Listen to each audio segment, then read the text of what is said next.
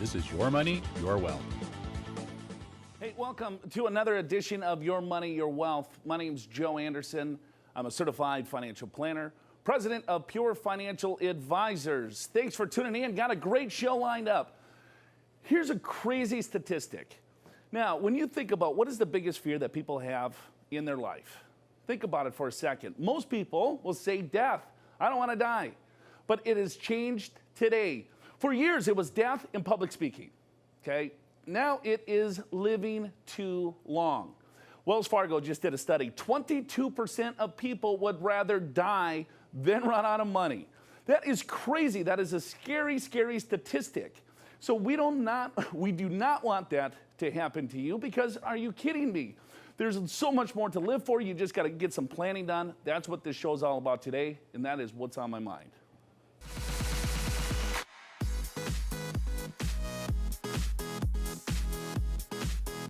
So we're talking about fears. 22% of you would rather die than run out of money in retirement.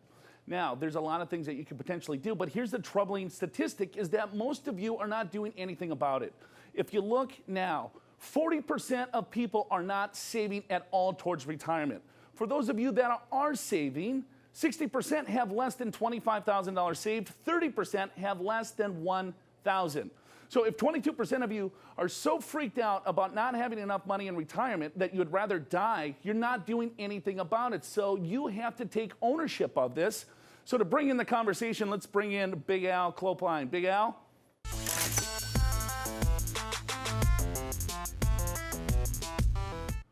I think there's got to be a better plan than dying, don't you? I would think so. I would hope so, anyway. Well, they got to tune into the show to figure out exactly what they need to do so they don't die. Absolutely, and that's why we're going to focus today on what you need to do in retirement. And some of you are behind, many of you are behind, we know that. So watch the rest of this show to figure out how to get back on track. But first, we had a chance to go out and talk to you guys. What is concerning you? My biggest concern is just being able to do the things that I want to do in retirement, which is, do a little traveling, make sure that my family's secure. Having enough money for retirement to live in the lifestyle that we would like to live. Just living a comfortable retirement without worrying about making a payment here and there. I wanted to learn how to keep our money.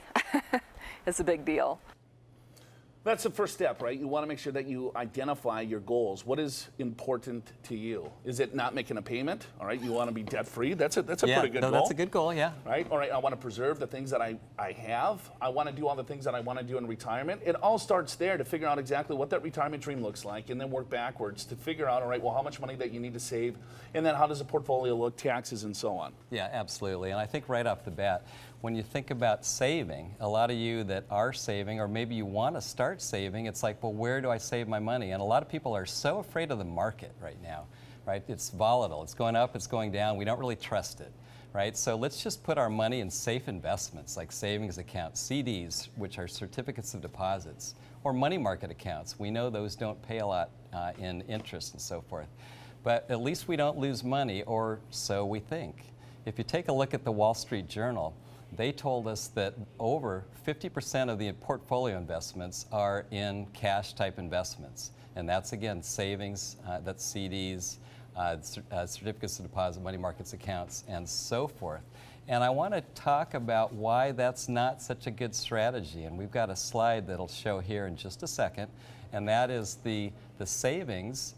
If you, let's say for 30 years, if you're able to save $10,000 a year, you put it in cash accounts, you earn 1%, which you'd be lucky to get right now. So in 30 years, you'd have $348,000. Not bad.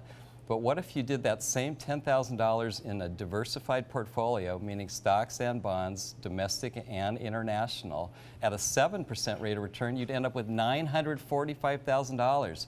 So about $600,000 more. And that's a big deal when you're thinking about your retirement. Well, it's a huge deal. And then, but here's the problem is that, all right, well, here I'm approaching retirement. I do not want to take any risk with my investments. So here's what I'm going to do. I'm going to go into something safe, such as CDs, money markets, stable value funds. But if you look at that, you're losing money safely. Inflation and taxes will take everything from you. If you look back, I mean, this is not the 1980s. right? We're in 2014. In the 1980s, you could buy a one-year CD and get 15, 16%. You got 100 grand, you got $16,000 income, boom, that year.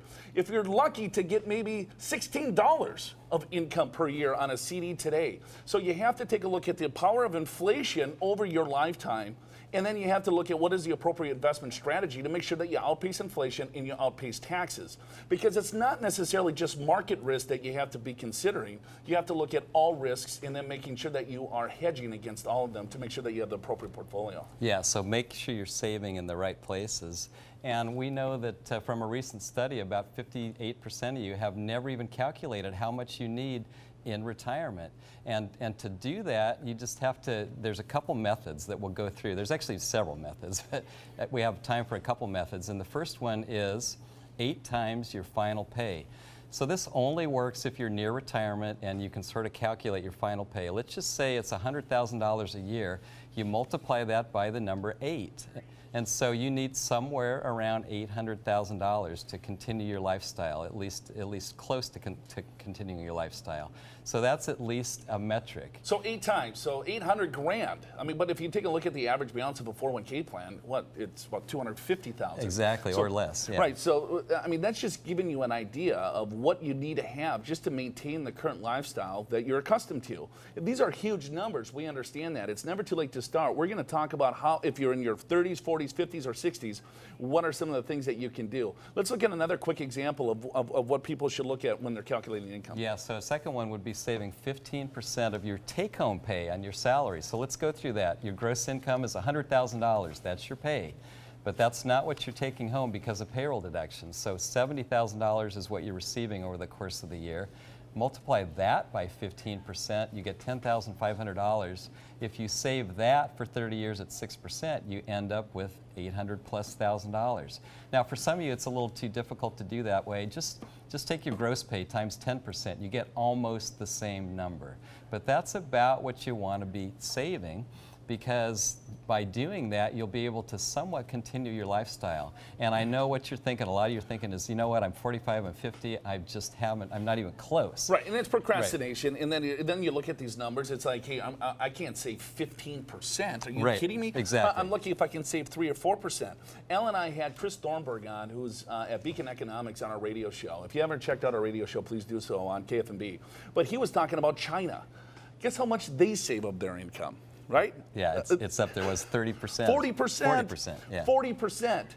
So if you take a look, we're saving maybe 2 or 3%. Other countries are saving 10 times that. So now is the time really to take a look at what you're doing, what your goals are, to make sure that you can accomplish all the things that you want to accomplish. It's a big deal. If you want to retire and don't want to be part of that 22% of saying, man, I'd rather die than run out of money, now is the time to get your plan in place. If you want our help, we're giving away a retirement review. We can look at everything for you, give you an idea of if you're on track, not on track, how much money should you be saving. You start out slow and then you continue to build on that. If you're 30, if you're 70, it doesn't matter. There's always room for improvement, and it's always time to start, and it's time to start right now. Call the number, 888-994-6257. We're just getting started. We're going to get through some real examples of what you can do if you're a little bit behind the 8 ball, and you'd be amazed on how fast your money can grow. You're watching Your Money, Your Wealth. I have 2 boys, and I would like to help at least one of them to buy a house. If I take money out of my IRA, will I be taxed on that? This is Matt Horsey, Certified Financial Planner with Pure Financial Advisors. Did you know that the current U.S. national debt is roughly $17.9 trillion? That's roughly $51,000 for every man, woman, and child in this country. For the family of 4, on average, that's roughly $200,000 per family.